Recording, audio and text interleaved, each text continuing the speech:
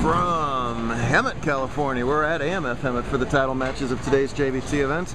This young man is Jared Eusebio, and he has had quite a day. He's led all 8 rounds. That doesn't happen very often, but he needs to lead the 9th round here, the title match in the stepladder, in order to capture today's tournament win. Left himself a tricky little 3-10 split here in the second. He spared in the first. He's also the beneficiary of 8 pins of handicap. So his opponent, who is that guy, Ricardo Mendoza, has to win by 8 to tie and 9 to win. Let's see how he goes about this baby split. Oh, hey. Not textbook, but the pins are gone. He'll take it.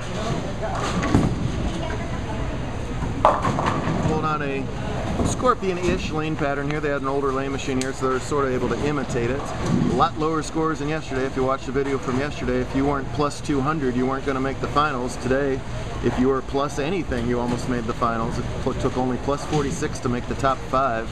Yesterday's cut to the top half was plus 50, so lane conditions dictate the scoring pace. Today it was much more about spares and grinding out those marks, and Jared ground them out better than anybody. Had his best game of the day, game 1 with the 209, and just kind of hung on to the lead from there. Mendoza was close to him a couple times. Chad McLeavy made a run at him with a pretty good semifinal set, but he hung on to the lead, and he's hanging on to the lead of this game with his 3rd consecutive spare to open it up. Nice job for Jared. First title match for the veteran Mendoza's career. He's been bowling pretty much every Cali event with us for about 2 years now. Won 2 matches to get this far. Would love to capture JBT title number 1 for the Chula Vista residents. Good job breaking up the split. He went strike spare in his first 2 frames. Again, giving those 8. It's the famous left foot of Wesley Lowe, just off camera to the left there. He's bowling the semifinal match in scratch against Victor Burge. And it's Bobby Hornacek and Oscar Chan and the other semifinalists. They're bowling nerve-wrackers, so be sure to watch that video as well. Nice exhibition of spare shooting by both finalists in handicap, though, as they remain clean each through 3 frames. See the nice basic style of Ricardo, not a whole lot of hand action, so you're going to see him further right on the lane than people who look at more. Jared, a similar bowler, too. Kind of does the down the boards thing, no belly to the right. He's going right at the pocket, but that was left the whole way, and leaves tricky little double wood down there for himself.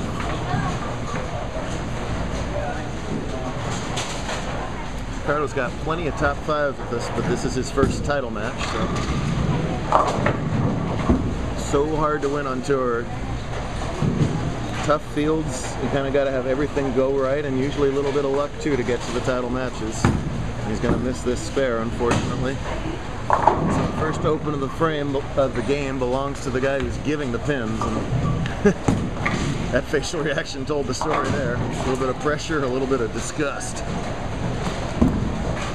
Eusebio just bowls off and on with Big Brother Darwin. A couple tournaments a year, so his first title match as well. Someone's going to be a JBT champ.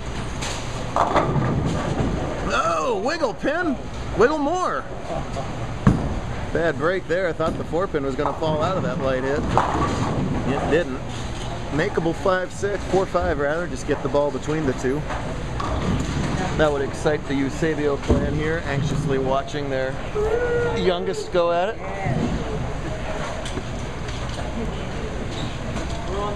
You're on international internet TV.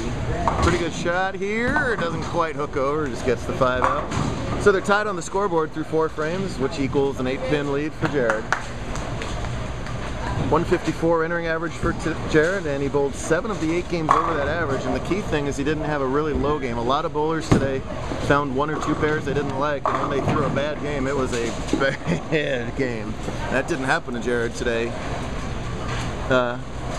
158, 155, and 151 his 3 lowest games of the day, so only a few pins away from the entering average for the bad games. That's a good way to lead a tournament on a tough pattern. Nice break this time, getting that 310 out of there and only shooting the relatively simple 3-pin. Not that it's simple when you're bowling a title match, though. Family's watching, you're the only ones bowling. Younger kids can't have been in this position too many times. That probably bowls on some of the other tours here and other big tournaments around SoCal. Hang on, ball. Oh man. And it hooks by the 3-pin. Young fella mistake there to not recognize the increasingly hooking lane conditions. That's a spare he would love to have back, and Ricardo's been able to take advantage of his opponent's mistakes so far in the stepladder finals. Let's see if he can do it again right here. No, instead he fires right back with the virtually same hit, and the 310 has been the tough 2 pins to get out of the pocket there.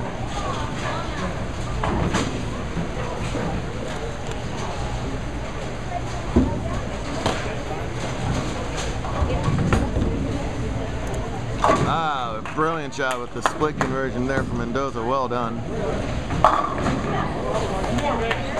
And puts himself in the lead with that. Right there in the scratch division, Wesley just missed a 9 count in the 10th to finish at 189. Victor can now tie this individual game at 189 if he can strike in this shot. Let's see if Mendoza can capitalize on that split conversion. You bet. Brooklyn works just fine. Here's Burge needing this strike to tie.